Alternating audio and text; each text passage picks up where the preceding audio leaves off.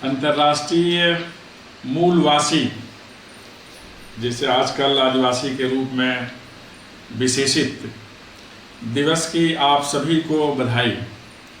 और यह इसका रजत जयंती वर्ष है, इसके लिए भी आप सभी को बधाई। आज के कार्यक्रम की अध्यक्ष विश्वविद्यालय की प्रथम महिला श्रीमती शीला त्रिपाठी जी, मुख्य अतिथि के रूप में हम सभी को कृतार्थ कर रहे हैं प्रोफेसर अन्नपूर्णा नौटियाल जी, माननीय कुलपति हेमवती नंदन बहुड़ा गढ़वाल विश्वविद्यालय, जो हमारी बहुत शुभेच्छु भी हैं, हमारी वरिष्ठ भी हैं और राजनीति विज्ञान विषय में मूर्धन्य विद्वान के रूप में प्रतिष्ठित। अंतर्राष्ट्रीय राजनीति तो इनकी रुचि का विशेष क्षेत्र है, लेकिन राजनीति विज्ञान की कोई ऐसी विधा नहीं है जिसमें पारंगत ना हो, और बहुत ज़्यादा इनका सहयोग रहता है मुझे। और इसलिए भी इनका स्वागत कि जो मूलवासी दिवस है, मूलवासी लोगों का मूल स्थान अरण्य है, पर्वत है, कंदरा है, गुफा है। तो उस पर्वत क्षेत्र से आती हैं, उत्तराखंड से, जिसे देवभूमि के रूप में हम लोग मानते भी हैं, जानते भी हैं, पहचानते भी हैं और उसका गुणगान भी करते हैं। तो ऐसे क्षेत्र से यहाँ संबद्ध हैं, बार बार बधाई और नमन। मुख्य वक्ता professor S N Munda ji, कुलपति डॉक्टर श्यामा प्रसाद मुखर्जी विश्वविद्यालय रांची, उस क्षेत्र से जहाँ का अंचल विख्यात है इस समुदाय के लिए। बहुत यशस्वी हैं आप, आपका अभिवादन। यह 3 विभागों की ओर से आयोजित कार्यक्रम है, विलुप्त ट्राइबल स्टडीज़ की तरफ से, विलुप्त भाषा केंद्र की तरफ से और राजभाषा सेल की तरफ से।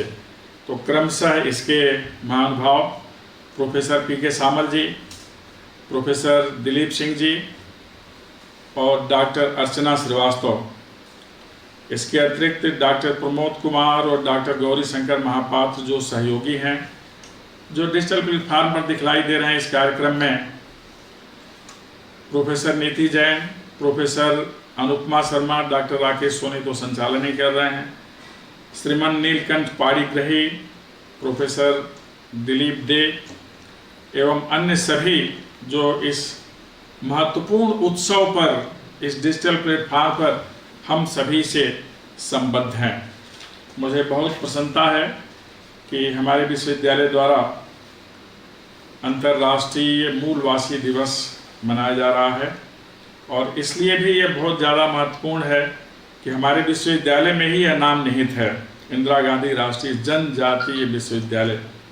जिस अंचल में है इसे जनजातीय अंचल कहा जाता है, रेवाखंड के नाम से विख्यात है। साल का वन और माँ नर्मदा, साथ में जोहिला, सोन और अरंडी जैसी नदियों का क्षेत्र है। यह जो पर्वत श्रृंखला है बहुत ज़्यादा महत्वपूर्ण, मैकल के नाम से विख्यात। तो पूरा परिवेश ही यह मूलवासी परिवेश है, जनजातीय परिवेश है, आदिवासी परिवेश है, सभी समानार्थी हैं। और हम मान करके चलते हैं कि हमारे देश का मूल ज्ञान और उसकी परंपरा, मूल ध्यान और उसकी परंपरा, और मूल निवास और उसकी परंपरा, सबके संवाहक इसी समुदाय के लोग हैं। क्योंकि जो हमारी मौलिकता है सहजता की और एक सतत समभावी सहभागी संस्कृति की, यह उसके वाहक हैं, उसके विस्तारक हैं और मूलतः उसके संरक्षक हैं। इसीलिए ये सभी सहज हैं, संतोषी हैं, सौम्य हैं, निष्कलुष निष्पाप हैं, लोभ रहित हैं, अहंकार रहित हैं, और इसीलिए सामान्यतया यह आक्रोश रहित हैं। सद्जीवन इनकी विशेषता है, सहज जीवन इनकी विशेषता है, सादगी पूर्ण जीवन इनकी विशेषता है। यह श्रमजीवी भी हैं और बुद्धिजीवी भी हैं। बुद्धिजीवी तो वह है जो सबके हित की बात सोचता है, सबके कल्याण का चिंतन करता है। यह मूल समुदाय जो समादृत प्रतिष्ठित आदिवासी समुदाय है, बहुधा सबके हित की ही बात करता है। आज के दिन आप सभी को बधाई। पहली बार संयुक्त राष्ट्र संघ का ध्यान इस समुदाय की ओर गया 1982 में, और इनकी दशा के बारे में, मानवाधिकार के बारे में, इनकी समृद्ध संस्कृति के बारे में चिंतन हुआ और कठिनाइयाँ क्या सामने आ रही हैं आज के दौर में, जिसे आधुनिक दौर कहा जाता है, इस पर विचार मंथन हुआ। और पहली बार 1982 में ही 9 अगस्त को इनके मानवाधिकार के विषय में जेनेवा में बैठक हुई, और उसी को एक यादगार तिथि देने के लिए 1995 से अंतर्राष्ट्रीय आदिवासी दिवस मनाने की परंपरा आरंभ हुई। उस समुदाय के बारे में, जिसकी संख्या आज लगभग 476 मिलियन है विश्व भर में, 90 से अधिक देशों में इनकी अवस्थिति है, ये विद्यमान है। कई स्वरूपों में, कई प्रकार की संस्कृति लेकर लगभग 5000 संस्कृतियां इनके साथ जुड़ी हुई हैं, जिसके संरक्षक भी हैं, संचालक भी हैं और सर्जक भी हैं। ये इस समुदाय की ताकत है। लगभग 4000 बोलियां और भाषाएं इनकी देन हैं। कई जगह इन बोलियों को अपनाने वाले लोगों की संख्या घटी है और इस पर काम हो रहा है। प्रोफेसर दिलीप सिंह जी ने चर्चा भी की।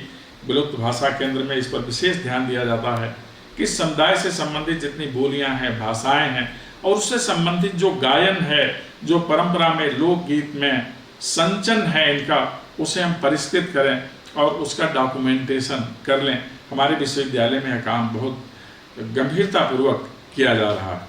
तो इतनी ज़्यादा भाषाएं हैं, संस्कृतियां हैं इनके पास। हिंदुस्तान में तो लगभग 645 कोटियां हैं, प्रकार हैं इनके, जहाँ जहाँ ये दिखलाई देते हैं। इनके प्रमुख समुदाय की अगर बात करें, गोंड, बैगा, गरिया, सहरिया, कोल, भील, किरात, मीणा, थारू, खासी, संताल, कोली, बोडो, मुंडा, पार्थी और पनिका। इसके अतिरिक्त भी अन्य अनेक जिनका उल्लेख नहीं हो पा रहा है इस समय।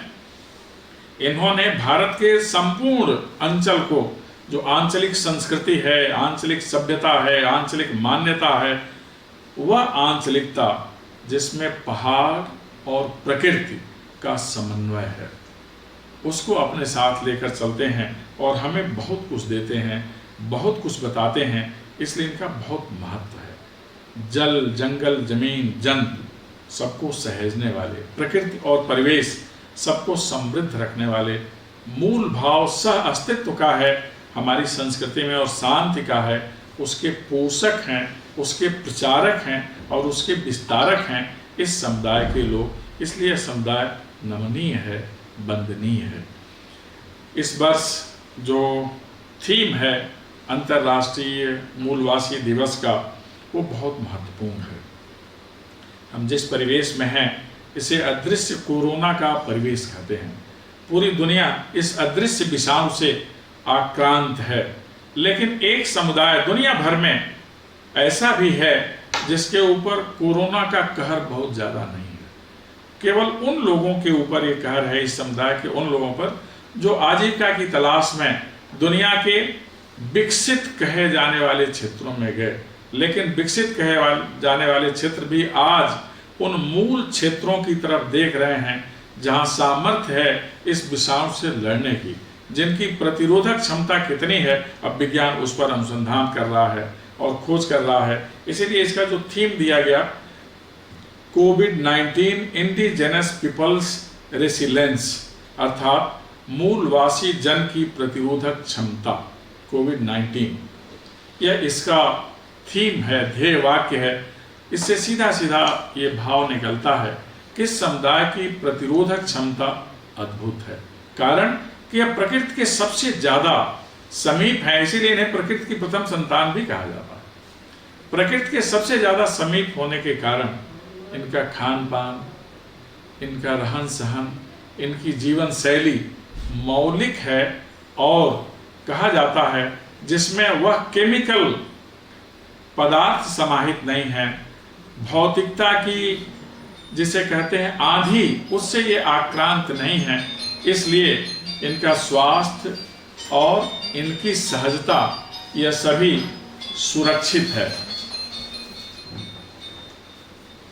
हम अगर विचार करें इनकी कला और संस्कृति पर तो अद्भुत है इनका ज्ञान। चित्रकला के क्षेत्र में गोंड समुदाय के ज्ञान का कोई अनुमान ही नहीं है और आप कह सकते हैं कोई तुलना ही नहीं। इतना अच्छा चित्रकला इनके पास है, इतनी अच्छी पेंटिंग है इनके पास। जो बैगा जनजाति है, मूल रूप से मैं जिस अंचल में हूँ वहाँ इनकी अधिकता है। शिल्प और वैदिकी के बारे में इनका ज्ञान बेमिसाल है।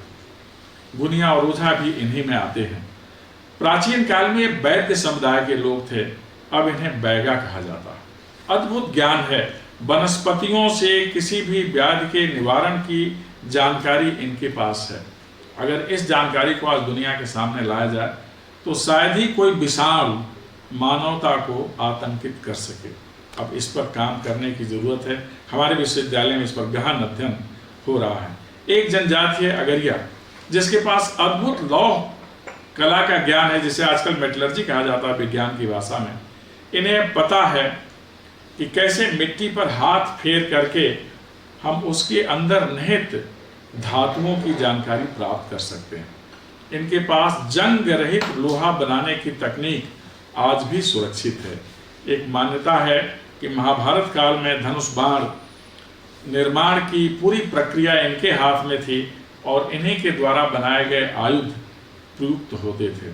इतना ही नहीं, अर्जुन और किरात का एक संदर्भ मिलता है जहां भगवान भोलेनाथ को किरात के रूप में आना पड़ा था अर्जुन को कुछ देने के लिए, और उसका एक माध्यम बना एक शिकार। तो यह शैली, जो युद्ध कला की शैली भी इनके पास है और इस पर अब गहन अध्ययन करने की जरूरत है भारत की सुरक्षा को लेकर के। भील हैं, कोल हैं, इनके पास भी बहुत अच्छी जानकारी है। जितने जनजातीय समुदाय के लोग हैं, अद्भुत ज्ञान है। मीणा लोगों के पास, थारू लोगों के पास, खासी जयंतिया जो पूर्वोत्तर भारत का अंचल है, वहाँ भी उनके पास अद्भुत ज्ञान है, अद्भुत सौम्यता है। अगर चेहरे पर आभा देखना हो, कांति देखनी हो, तो हमें पूर्वोत्तर भारत में जाना चाहिए। जिस क्षेत्र को डॉक्टर राम मनोहर लोहिया ने उर्वशीयम नाम दे रखा है, सूर्य की पहली किरण की जो लालिमा है आप उस क्षेत्र में देख सकते हैं, और उस लालिमा की आभा दुनिया में जहाँ कहीं भी जनजातीय समुदाय है उसके चेहरे पर देख सकते हैं। अर्थात एक क्लांत नहीं, ये शांत भाव से रहने वाले लोग हैं। यह इनकी विशेषता है। हिंदुस्तान के विभिन्न प्रांतों में इनकी अवस्थिति है। यह प्रकृति पूजक होते हैं। हर आदिवासी समुदाय का एक देवता होता है और हर ऐसे देवता का एक विशेष वृक्ष में निवास होता है, और इसी कारण सारे आदिवासी समुदाय के लोग किसी न किसी वृक्ष की पूजा करते हैं, और जिसकी पूजा करते हैं उसे ये क्षति नहीं पहुंचाते। इस पूजन के कारण, बंधन के कारण, अर्चन के कारण ही ये जहाँ रहते हैं जल और जंगल को सुरक्षित रखने की कोशिश करते हैं। इन्हें प्रकृति बंधक समुदाय कहा जाता है और इसीलिए यह प्रकृति को सहेजते हैं। अगर इन्हें किसी डाल की शाखा लेनी है, पेड़ पर से पत्ते लेने हैं, तो उससे याचना करते हैं। आप इस चीज को जानते हैं, रामायण काल में सुसेन वैद्य ने बताया उस समय कि हम प्रकृति से जब औषधि लेते हैं या किसी वृक्ष से उसका पत्र लेते हैं या पुष्प लेते हैं, तो उसके पहले उसकी अनुमति लेनी चाहिए। उस परंपरा को यह समुदाय आज तक सहेजे हुए है। इसीलिए इन्हें सबसे प्रमुख प्रकृति बंधक समुदाय कहा जाता है। नदियां, खेत सभी का बंधन करते हैं और प्रकृति के हर एक वस्तु में जीवन है, यह इनकी मान्यता है। अर्थात सह अस्तित्व और सह संचलन इस समुदाय का विशेष महत्व है दुनिया में जहाँ कहीं भी हैं। इनके अंदर जो प्रतिरोधक क्षमता है, जो इस वर्ष का थीम है इस संयुक्त राष्ट्र संघ के मूल आदिवासी दिवस का, उसमें विभिन्न कारण सहयोगी बने। एक तो इनका खान पान। हम लोग इधर प्रगति की दौड़ में मोटे अनाज का नाम भूल गए थे। मोटे अनाज या प्रकृति से सहज उत्पन्न जो अनाज है, इनका मूल आहार है सावा, टांग, कोदो, मड़ुआ और भी तमाम। हम लोग लगभग इनके नाम शेष भारत में भूलने लगे थे। ये इनकी देन है कि आज हम पुनः इन सबको याद कर रहे हैं और इनकी सघन खेती कैसे हो इस पर हम विचार कर रहे हैं। कंद मूल, प्राचीन भारत में उल्लेख मिलता है और पूरी दुनिया में ऐसा उल्लेख है, कंद मूल खाने वाले दीर्घजीवी होते हैं और व्याधि रहित होते हैं। अन्न के वैकल्पिक स्रोत के रूप में इस पर भी काम हो सकता है और हमें करना चाहिए। प्रोफेसर नौटियाल जिस क्षेत्र से आती हैं वहाँ भी कंद मूल की बहुलता है और बहुत सारी ऐसी जड़ी बूटियाँ हैं जिनसे बहुत सारी व्याधियाँ दूर होती हैं। मुझे उसका भान है, मैं पिथौरागढ़ गया था तो वहाँ एक वैद्य ने उरकुंडी नाम की जड़ी का उल्लेख किया था जिसमें दीर्घजीविता का भी भाव है और व्याधि रहित होने का भी भाव है। ऐसा हमारे क्षेत्र में बहुत कुछ है। जो कोदो है जिसकी ब्रांडिंग हमारा विश्वविद्यालय करता है, शहद की ब्रांडिंग हमारा विश्वविद्यालय करता है, जो दुनिया का सर्वश्रेष्ठ शहद है इसी क्षेत्र में पाया जाता है। इसी क्षेत्र मतलब आदिवासी अंचल में पाया जाता है। मैंने उड़ीसा के भी इस क्षेत्र में आदिवासी अंचल का शहद ग्रहण किया हुआ है, तो मुझे पता है कि कितना शुद्ध और पौष्टिक शहद होता है, उससे बहुत क्षमता बढ़ जाती है। कई प्रकार का साग इस क्षेत्र में होता है, तो इस आहार के कारण इनकी प्रतिरोधक क्षमता बहुत ज़्यादा बढ़ती है। इस पर काम करने की ज़रूरत है कि ऐसे आहार से किस प्रकार प्रतिरोधक क्षमता बढ़ जाती है। जो अदृश्य विषाणु हैं उनके निवारण और उन्मूलन का सबसे बड़ा उपाय हमारी प्रतिरोधक क्षमता में वृद्धि होना ही है और इस पर काम करना पड़ेगा। कई प्रकार की हल्दी इस क्षेत्र में होती है, बहुत कुछ है। जितनी वनौषधियाँ हैं पहाड़ पर पाई जाती हैं और अरण्य क्षेत्र में ही पाई जाती हैं, जहाँ प्रकृति अपनी सहजता से उसे सींचने का और संवारने का काम करती है। इनकी जीवन शैली बहुत सहज, रहन सहन बहुत सहज। इनके गांव में भी दूर दूर निवास स्थान बनाने का विधान है, जिसे आजकल हम लोग सोशल डिस्टेंसिंग कह रहे हैं, वो इनके विधान में है, निवास करने की व्यवस्था में है। तो इस कारण भी ऐसे विषाणु से ये दूर हैं।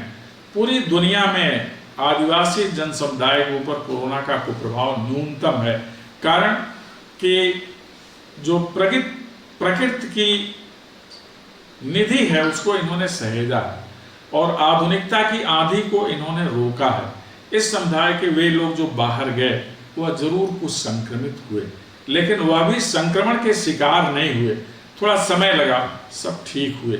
यह इस समुदाय की ताकत है और इनकी क्षमता है जिसका हम नमन करते हैं और जिनका हम अध्ययन करेंगे। नृत्य, पेंटिंग, गायन, उत्सवक्रियता इनके अंदर है। इनका जो गायन है, इनकी उत्सव धर्मिता है। जब भी नया अन्न पैदा होता है तो उत्सव धर्मिता है, ये मनाते हैं उसको। विभिन्न पर्वों को बहुत ज़्यादा मनाते हैं। हम कह सकते हैं पूरी मानवता को शांति, समृद्धि और सुरक्षित रहने का संदेश अगर कहीं से आज निकल रहा है तो वह आदिवासी अंचल है। लेकिन इनके सामने भी बहुत समस्याएं हैं। सबसे बड़ी समस्या ये है कि शिक्षा की पहुंच इनके पास जितनी होनी चाहिए थी उतनी नहीं हो पाई। अब भारत सरकार बहुत ज़्यादा सक्रिय है। नई शिक्षा नीति में भी इनके लिए विशेष विधान किया गया है। शिक्षा के माध्यम से ही सुधार और परिष्कार होता है, परिवर्तन आता है। तो अब इनके लिए उसकी सुलभता पर्याप्त होने वाली है। तो शिक्षा का बोध इन्हें होगा। शिक्षा का बोध होगा तो हमारा मूल ज्ञान, सामयिक ज्ञान और अधुनातन ज्ञान से मिलेगा, फिर हम और ज़्यादा सशक्त और समृद्ध होंगे। बेरोजगारी का भाव है क्योंकि रोजगार के बहुत सारे अवसर यहाँ नहीं हैं इन अरण्य क्षेत्र में और शिखर क्षेत्र में। तो इस पर अब विचार करना है कि इनके लिए स्थानीय स्तर पर ही हम ऐसे उद्योग स्थापित करें। कुटीर उद्योग हो सकते हैं, वनोपज से संबंधित उद्योग हो सकते हैं, जिनके लिए अब हमें काम करना है ताकि स्थानीय स्तर पर ही इन्हें रोजगार मिले। रोजगार से स्वावलंबन आता है और यह भारत के आत्मनिर्भर होने की दिशा में एक महत्वपूर्ण कदम होगा, जिसके बारे में माननीय प्रधानमंत्री जी का विशेष आग्रह है। हमारे शिक्षा मंत्री जी भी बार बार कहते रहते हैं कि स्थानीय अंचल में किस प्रकार की शिक्षा होनी चाहिए, कैसा ज्ञान है, किस पर अनुसंधान होना चाहिए, इस पर हमें निरंतर ध्यान रखना है। संसाधनों की पहुँच इनके पास होनी चाहिए। सड़क, बिजली, तो बिजली तो लगभग अब सब जगह पहुँच रही है। सड़क की भी सीमा बढ़ाई गई है इनके निवास स्थान की तरफ, लेकिन इस पूरी प्रक्रिया में आंचलिक बहुलता का ध्यान रखना आवश्यक है, जो आजकल रखा भी जा रहा है। ताकि इनकी जीवन शैली पर कुठाराघात न हो। प्रगति के सारे आयाम की पहुंच इनके पास हो, लेकिन इनकी सहजता और प्रकृति निष्ठता पर किसी प्रकार का आक्रमण और अतिक्रमण नहीं होना चाहिए। और ये सौभाग्यशाली हम लोग कि आज राजनीति के महानायक माननीय मोदी जी इसका निरंतर ध्यान रखते हैं और हमारी शिक्षा व्यवस्था में भी इसका विशेष ध्यान रखा गया है। तो अगर इस तरह से हम कोशिश करें कि इनके पास आधुनिक प्रगति के सारे संसाधन पहुंच जाएं, शिक्षालय, चिकित्सालय, सड़क, बिजली, जो जल है उसका परिष्करण हो, जो इनके पास फल हैं उनका प्रसंस्करण हो, जो इनके यहाँ की खेती है उसे और उपजाऊ बनाए। आजकल ऑर्गेनिक खेती का बहुत ज़्यादा महत्व है। इनके स्वस्थ होने के पीछे वह भी कारण है कि इनकी खेती में केमिकल का समावेश न्यूनतम है। तो ये सारी चीज़ें अगर ध्यान दी जाए तो इस समुदाय का न केवल भारत में उन्नयन होगा, अपितु पूरी दुनिया में भी उन्नयन होगा। इनसे हमें बहुत कुछ सीखना है। कठिनाइयों में कैसे रहा जा सकता है, कठिनाइयों पर कैसे विजय प्राप्त किया जा सकता है, और श्रम के माध्यम से कैसे अलभ्य को भी प्राप्त किया जा सकता है, यह सीख हमें इसी समुदाय से मिलती है। और जो सर्वोपरि सीख है, जो विशेष आवश्यक है, वह है सहज होना, संतोषी होना और सौम्य होना। यह दुर्लभ गुण है, इसकी शिक्षा इसी समुदाय से मिलती है। आइए आज के दिन पर हम इस समुदाय, इनके सभी निवासियों, इनसे जुड़े हुए लोगों का नमन करें और पूरी दुनिया में यह समुदाय जो प्रगति के सोपान हैं उस पर आसीन हो, ऊंचाइयों को स्पर्श करें, पूरी मानवता को एक शुभ संदेश दें कि कोई भी कठिनाई अजेय नहीं होती, कोई भी अदृश्य विषाणु अजेय नहीं है, उस पर जीने की क्षमता इस समुदाय से निकलती है। जिजीविषा की राह, चरय वेद का संदेश इस समुदाय से लेते हैं, क्योंकि मूल ज्ञान इनके पास है। और इस मूल ज्ञान पर अब हमें पुनः अध्ययन और अनुसंधान करना है। मुझे बहुत प्रसन्नता है कि आज प्रोफेसर अन्नपूर्णा नौटियाल जी, जो इस क्षेत्र की जानकारी रखती हैं और सौभाग्य से उस विश्वविद्यालय में हैं जहां से इनके अभ्युदय की धारा प्रवाहित होती है, गंगा निकलती है। और मैं जिस क्षेत्र में हूँ वहाँ से मां नर्मदा निकलती हैं। ये दोनों धाराएं इस समुदाय के अभ्युदय का कारण हैं। इन्हें प्रगति के शीर्ष पर बैठाने का आशीर्वाद इन दोनों धाराओं से मिले और उस आशीर्वाद को धरा पर उतारने का काम सभी विश्वविद्यालय करें। और विशेष रूप से प्रोफेसर अन्नपूर्णा नौटियाल जी का विश्वविद्यालय, हेमावती नंदन बहुगुणा गढ़वाल विश्वविद्यालय, तो निश्चित रूप से जो भी लक्ष्य निर्धारित किए गए हैं भारत सरकार के द्वारा और इस नई शिक्षा नीति में, हम सब उसे अवश्य पूरा करेंगे। आइए हम सब मिलकर भारत को स्वच्छ, स्वस्थ, समर्थ और सशक्त और अंततः ज्ञान लोक का महानतम राष्ट्र बनाने में अपना योगदान करें। आप सभी ने ध्यानपूर्वक सुना। आप सबको बहुत बहुत धन्यवाद। नमस्कार।